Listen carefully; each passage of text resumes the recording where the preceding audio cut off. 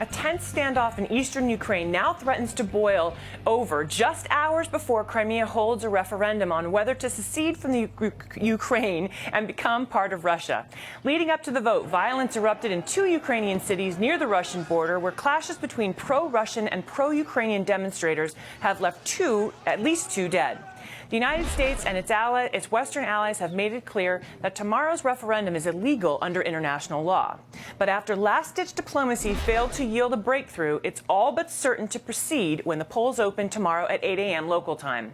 And with pro-Russian forces consolidating their grip on the Crimean Peninsula, including cracking down on independent media, there is little doubt which way the vote will go. We go now to Crimea, where NBC News chief foreign correspondent Richard Engel is on the ground. Karen, preparations are underway here for Sunday's referendum, when the people of Crimea will decide whether they want to stay as part of Ukraine or break away and join up with Russia.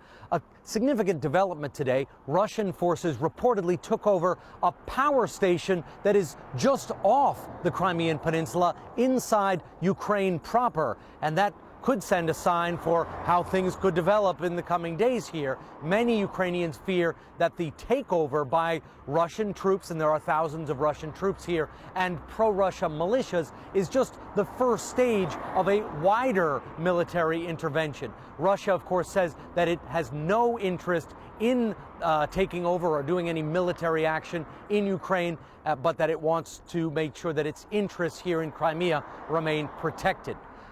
The mood here is fairly calm. There is a lot of tension.